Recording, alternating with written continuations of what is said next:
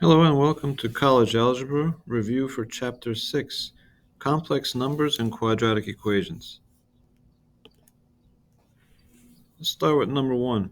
We want to rationalize a denominator and express the result in standard form of a complex number.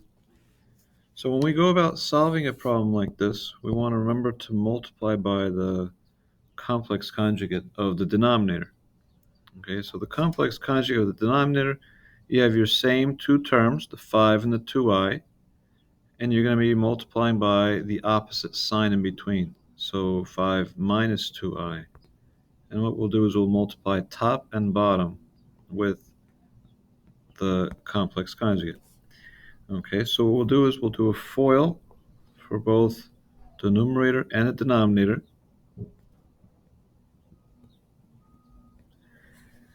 Okay, and just go through the FOIL process.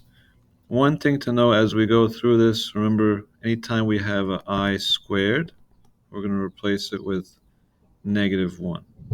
Okay, if I is equal to the square root of negative 1, then we know that I squared is equal to negative 1. Okay, so let's go through it. So for your numerator, 8 times 5, we'll have 40. 8 times negative 2i, negative 16i. Negative 3i times 15 is negative 15i. And negative 3i times negative 2i is a positive 6i squared. Denominator, 5 times 5 is 25. The middle terms will cancel. We have negative 10i and plus 10i. They'll cancel. And then positive times negative is negative. 2i times 2i is 4i squared. Okay, combine like terms on the top. So we have 40. Negative 16 minus 15 is negative 31i. And then replace your I squared with negative 1.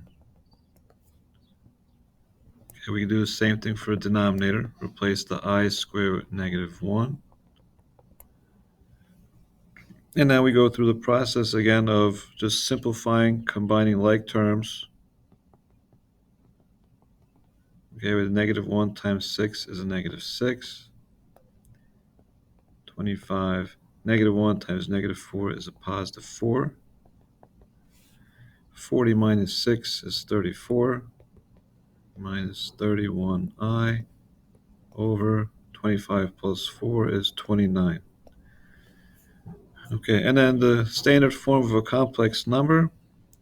We know the complex number is just a number in the form of a plus bi. Okay, so what we could do is just separate this as two numbers, two fractions. You have 34 over 29, and then minus 31 over 29i.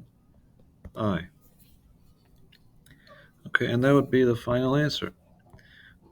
Again, just like any fraction, be aware that you may be able to reduce or simplify these fractions. So just be on the lookout for that if that occurs. Okay, so that's number 1. Let's take a look at number 2.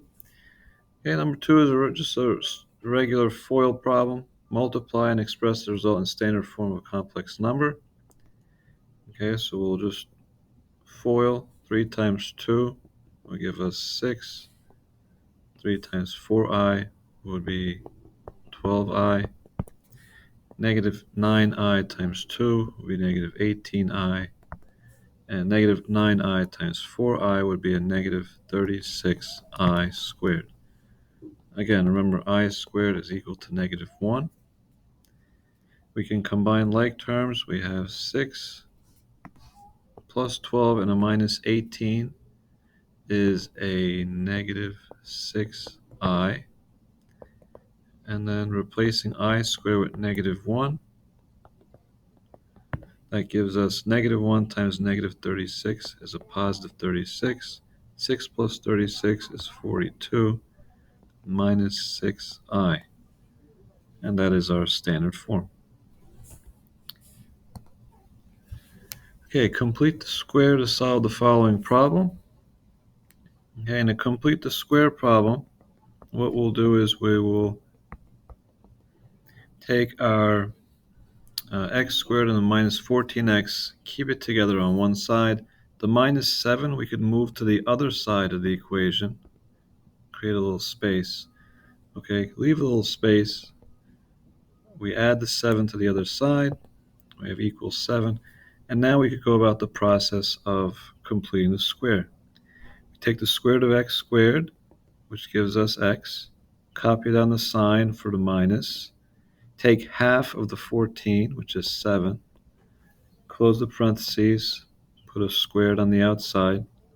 Now you're going to do 7 squared and fill in the blank. 7 squared is 49. So because we introduced 49 on the left, we will introduce 49 on the right. Okay, add together the 7 and the 49, 56. Okay, and now we could try to solve the rest of the problem. Okay, to solve this, we'll take a square root to both sides. That'll undo the square. So x minus 7 equals plus or minus square root of 56. We could break that down. Square root of 4 times the square root of 14, and the square root of 4 is 2. So 2 root 14. Okay, and then finally add the 7 to both sides. Add the 7 to both sides. So x equals 7 plus or minus 2 root 14. And that would be our final answer. Okay, let's take a look at our next one. Quadratic formula. Use the quadratic formula to solve the equation. There's our quadratic formula on the top right. You can identify a, b, and c. A is negative 3, b is 8, c is negative 6. One of the important things is to make sure that the equation says equals 0. Right? When it's equal to 0, now we know it's in standard form. And as long as we have our ax squared plus bx plus c equals 0. Okay, let's plug into the formula. Negative b, so negative 8, plus or minus the square root, b squared, so 8 squared minus 4a and c, all over 2a, so 2 times negative 3. Okay, simplify. 8 squared, 64. We have negative times negative is positive, times negative is just a negative. 12 times 6, that would be 72. And then we have all over negative 6. Okay, so simplifying this a little further, we have negative 8 plus or minus the square root. 64 minus 72 is negative 8 over negative 6. Square root of negative 8, we know we're going to pull the I out, because remember it's negative 1 times 4 times 2. Right, so square root of negative 1 is I, square root of 4 is 2, and then we'll be left with the square root of 2. Okay, so we have negative 8 plus or minus, we said 2I root 2 over negative 6. And then be careful, you can reduce between, you have the 8, 6, and the 2. Okay, so we have our negative 8, we just divide by 2. And then we have our, so negative 8 divided by 2 will be 4. In fact, we could cancel our negatives. We have negative, negative, and then this will be plus or minus, will be minus plus. So cancel the 2 there. So we'll have just I root 2. And then 6 divided by 2 would be 3. So that would be our final answer. Say 4 plus or minus I root 2 all over 3. That's about it. Have a great day. Have a great night. We'll see you soon.